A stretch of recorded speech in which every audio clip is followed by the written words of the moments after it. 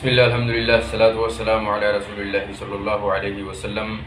Assalamualaikum warahmatullahi wabarakatuh. Boleewwan Islaamaa fagoof dhiyoo teessanii toora YouTube channel keenya kan hordofaa jirtan nageenyi keenya kan kabajaa fi kan jaalalaa bakka jirtanitti isin qabsinii jecha.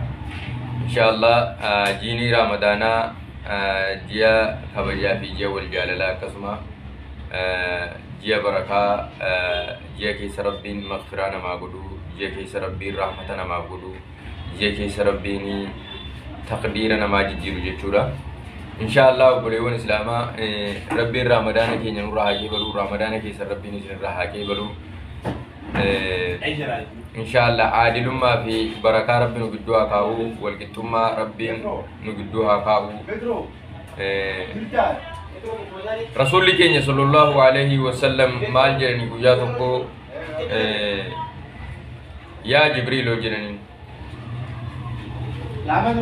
ati ergan duniyaa kanarraa deeme ni dhuftaa, duniyaa kanarra dachii duniyaa kanarra ni dhuftaa jedhani gaafatan Rasuulli keenya alaihi salaatu wassalaam. Jibriiliin gaafatu godha inni dhufa yeroo afurin dhufaa jedhe Jibriil, yeroo afurin dachii duniyaa kanarra dhufaa jedhe.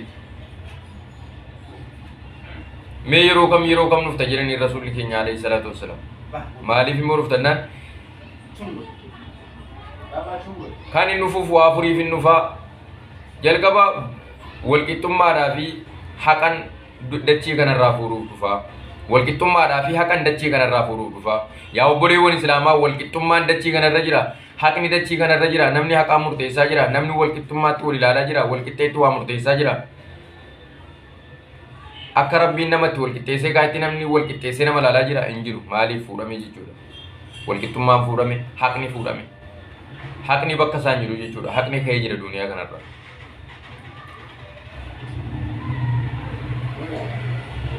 Inni lammaffaan barakaan kaasuu dhufaa jedhe. Barakaa. Namni waan hojjetu irratti barakaa argachaa jira. Namni waan qote irratti barakaa argachaa jira. Waan daldalu irratti barakaa argachaa jira.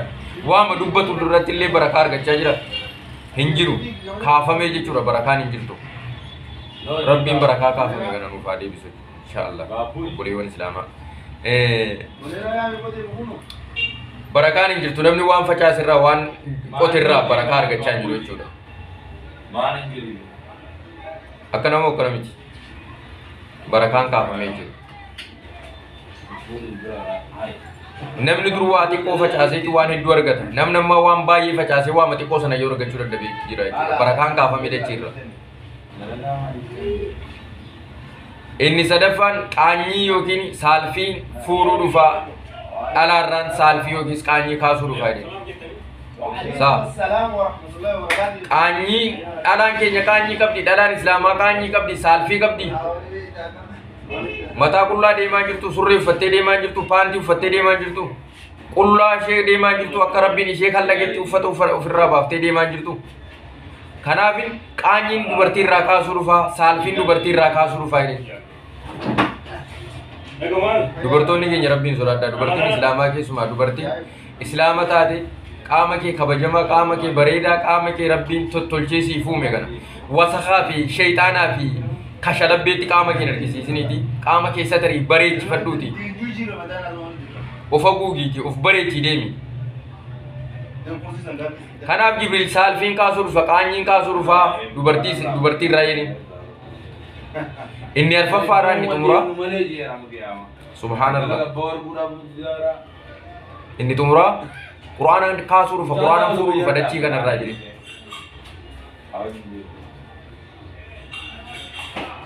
Uluma jala dhaabbata. Rabbiin Quraana isaa dachiirraa utuu nuti lubbuun jiru dachiirra Rabbiin Quraana isaa. Quraanaan dachii kanarraa kaasuu dhufa. Baranne wallaan baranne laabu marra deemnaan jeeru kuma jeelee laalu. Harumaana rajeemuun suuta jabaatee barata. Inshallah walitti deemina. Assalamu alaikum.